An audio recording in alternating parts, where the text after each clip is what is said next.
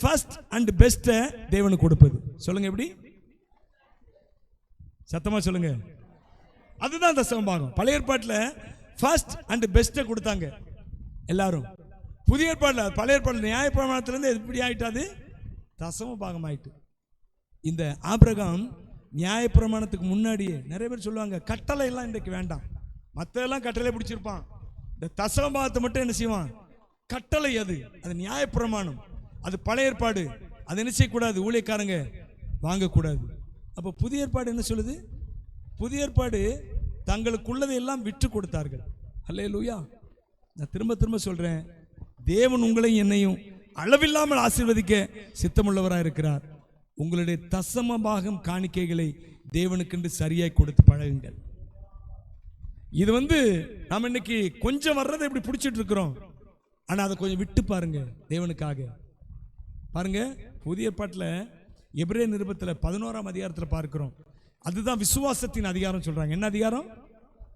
அந்த விசுவாசத்தின் அதிகாரமே அது நிறைய எக்ஸாம்பிள் சொல்றாரு. அந்த விசுவாச அதிகாரத்தை எழுதுகிறவர் நிறைய எக்ஸாம்பிள்ஸ் மனுஷங்களை சொல்றாரு. அதுல ஆரம்பிக்கிறது எப்படி ஆரம்பிக்க பாருங்க, வாசிங்க அந்த 11ஆம் அதிகாரத்தில்.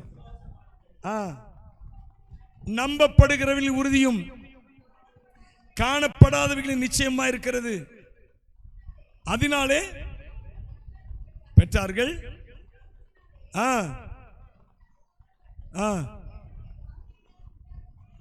என்றும்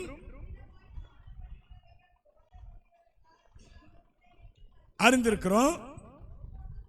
இப்ப பாருங்க, இப்பதான் எக்ஸாம்பிள்ஸ்க்கு வராரு. அதாவது விசுவாசத்தினால என்ன செய்தார்கள், அவரை விசுவாசவங்க என்ன செய்தார்கள் என்று சொல்லி எக்ஸாம்பிள்ஸ்க்கு வராரு. பாருங்க, ஃபர்ஸ்ட் எக்ஸாம்பிள் என்ன தெரியுமா?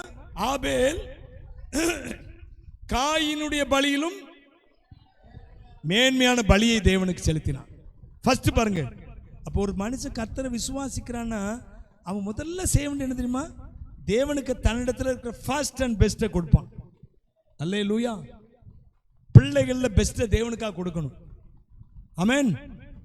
நமக்கு இருக்கிறதுல பெஸ்ட் ஆண்டவருக்கா ஒரு காரியத்தை கொடுக்கணும்னு வச்சீங்களா, பெஸ்டா கொடுங்க. அல்லேலூயா. கை வச்சு சொல்லுங்க. ஆபிரகாம் இன்னொருத்தனுக்கு ஹெல்ப் பண்ணிட்டு வந்து நிக்கிறாங்க, அவனு இவனுக்கு யாராலுமே கொடுக்க தயாரா இருக்கிறாங்க. இவன் அதையெல்லாம் ஒதுக்கிட்டு இவன் மெல்கிசேதேக்கு கொடுக்க வந்தான் தசம பாகத்தை. ஹல்லேலூயா. கை வச்சு சொல்லுங்க. அதுதாங்க ஆசீர்வாதம். ஆபிரகாம் ஏன் கத்ராஸ் இப்படி நிறைய குவாலிட்டிஸ் அவனிடத்துல ஆபிரகாம் இடத்துல இருந்துச்சு. அதுல முக்கியமான குவாலிட்டி இது. நான் வாங்குகிறதை பார்க்கிலும் கொடுக்கிறதை பாக்கியம். இன்றைக்கு அனைவர் கொடுக்க மனசு இல்லாதபடினால அப்படி இருக்கிறாங்க. தேவன் அவர்களுக்காக வைத்திருக்கிற திட்டங்கள் ஏராளம் இருக்குது, ஆனா அது எல்லாமே அப்படி ஸ்டாப் ஆகி இருக்குது.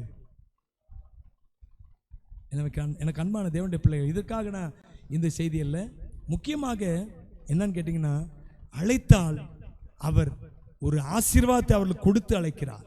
ஆமென் சொல்லுங்க. அல்லேலூயா. நான் ஒரு காலத்தில் தசமா குறித்துலாம் பேச ரொம்ப கஷ்டப்படுவேன். நான் ஏற்கனவே சொல்லியிருக்கேன், திரும்ப சொல்றேன். ரொம்ப யோசிப்பேன், என்ன மக்களிடத்தில் கேட்கிற மாதிரி இருக்கும், பணத்தை கேட்குற மாதிரி இருக்கும் அப்படின்னு.